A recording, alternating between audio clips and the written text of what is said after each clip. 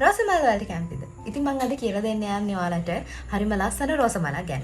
ඒ තමා කුඩාමල තෙරේසා තුමිය. එහෙම නැත්නම් ශුද්ධ තෙරේසා තුමිය. එතුමිය ඉපදුනේ 1873 ජනවාරි 2 වෙනිදා. ඉතින් පවුලේ ළමයි 9 දෙනෙක් හිටපු පවුලක අවසාන ළමයා එහෙම නැත්නම් බාලයා විදිහට තමයි මේ තෙරේසා තුමිය ඉපදෙන්නේ. පොඩි කාලේ ඉඳලම ජේසුට ගොඩාක් ආදරය කරපු කෙනෙක් තමයි මේ පුංචි තෙරේසා තුමිය.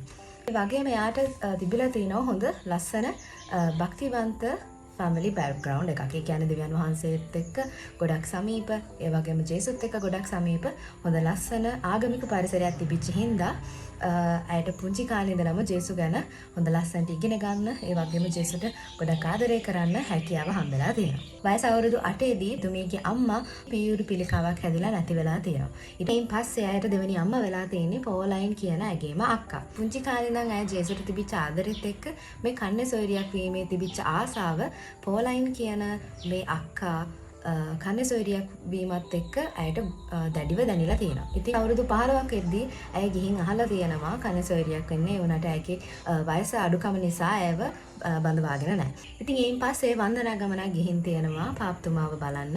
ඉතින් 13 වෙනි ලියෝ පාප්තුමාව හමු වෙච්ච වෙලාවේ ඇය ඉල්ලලා තියෙනවා වයස අවුරුදු 15 කන්නේ සොයරියක් වෙන්න ඇතුළත් වෙන්න ඇයට අවසර ලබා දෙන්න කියලා. ඉතින් එවෙලදී පාප්තුමා කියලා තියෙනවා දෙවියන් වහන්සේගේ කැමැත්ත නම් ඒක ඊට වෙයි කියලා. පස්සේ කල් ගිහිල්ලා ඇයට ලියුමක් හම් වෙනවා ඇයව බඳවා ගන්න අවසරය ලබා දීලා. ඇය කන්නේ සොයරියක් වෙන්න ගියපු මුල් කාලෙදී ඉතින් ගොඩක් ප්‍රශ්න වලට මුහුණ දෙන්න වෙලා තියෙනවා. මොකද ඇය අවුරුදු 15ක කුඩා දරුවෙක් හින්දා.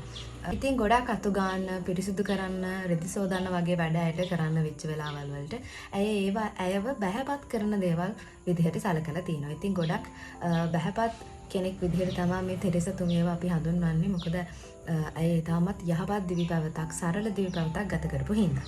කන්නේ සොයරියක් වීමත් එක්ක ඇයට ලස්සනට තවත් ජේසුට ලං වෙන්න හැකියාව හම්බෙලා තියෙනවා.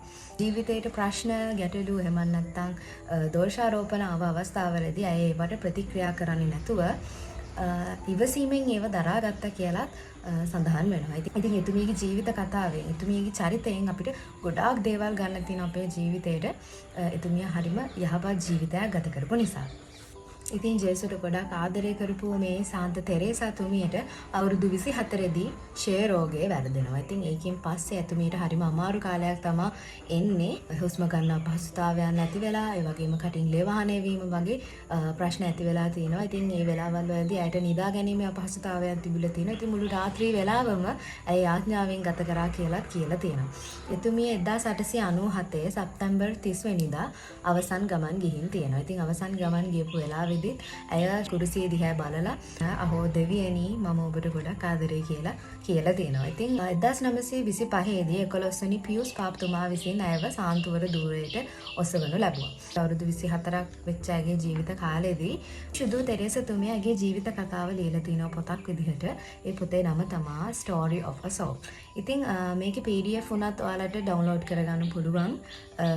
මම ඩවුන්ලෝඩ් කරලා බලුවා. ඉතින් හරිම ලස්සන විදිහට එතුමිය සරල බව, එතුමියගේ යහපත් බව මේ පොතෙන් අපිට කියලා දීලා තියෙනවා. ඉතින් මේ පොතේ වැදගත්කම තමයි එතුමිය අපිට කියලා දීලා තියෙනවා පුංචි පාරක් ගැන. මේ පුංචි පාර ජේසු ගාවට යන්න ලස්සන පාරක්. ඉතින් එතුමියගේ සරල බව, එතුමියගේ ජේසු ගැන තිබිච්ච ආදරයත් එක්ක එතුමියගේ ජීවිතේ වෙනස් වෙච්ච විදිහ, ජේසුව දැනෙච්ච විදිහ සහ එතුමිය ජේසුස් වහන්සේව විඳ විදිහ මේ පොතේ තියෙනවා. ඉතින් මේ පොතේ තියෙන විදිහට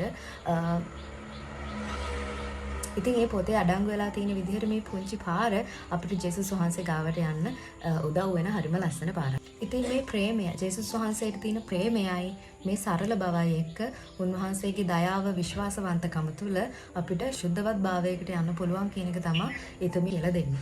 ඉතින් පොතේ තියෙන සමහර කරුණු හරිම ලස්සනයි, හරිම සරලයි.